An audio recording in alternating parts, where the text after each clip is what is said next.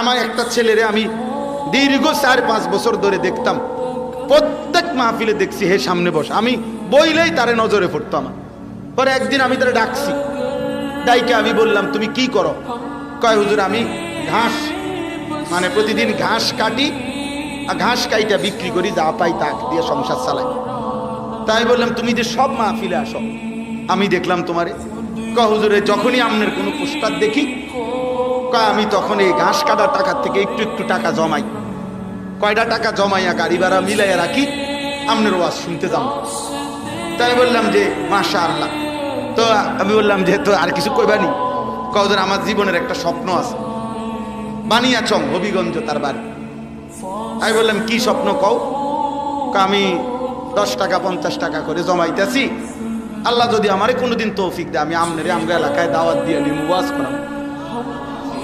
পরে আমি বললাম ওহন দাঁড়া, ওহন ডেট লো, এখন নাও ডেট, আজকে তোমারে ডেট দিলাম, হাদিয়া দিতে হবে না, আমি দিমু তোমার, এটা তোমার মাহফিলের সান্দা আমি দেবো, ও আজের টেহা লাগতো না, তুমি যাও, তুমি আয়োজন করো যেখানে কও, তুমি তোমার ঘরে হোক উড়ানে হোক, আমি ওখানে ওয়াজ করব। আমি বলছি আমি যাবো, ডেট দিলাম, যাও।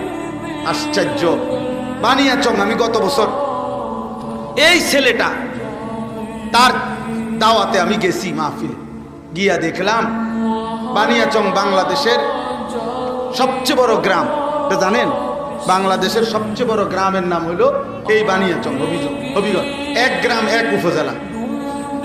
হ্যাঁ হ্যাঁ, এটা গ্রাম একটাই, একটা উপজেলা, বুঝছেন না হুজুর?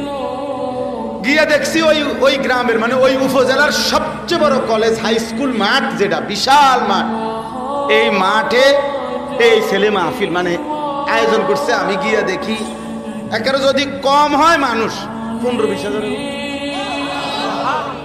স্টেজে যদি একেবারে না হয় হুজুর 300-400 হুজুর হইব। হুজুর খেলাফত মজলিসের যিনি কেন্দ্রীয় আমির, এই যে দেওয়াল ঘড়ি মার্কার যে খেলাফত মজলিস, উনি বসা পাশে, ওনার বাড়িতে বানিয়েছে বড় বড় হুজুর সব। তাই বললাম কি রে কারবারটা কি তারে, কার মাহফিল?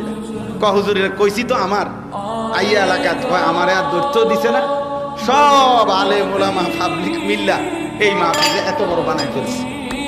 তাইলে দোস্ত একজন শ্রোতাকেও মানুষ দেখতে দেখতে চিনে।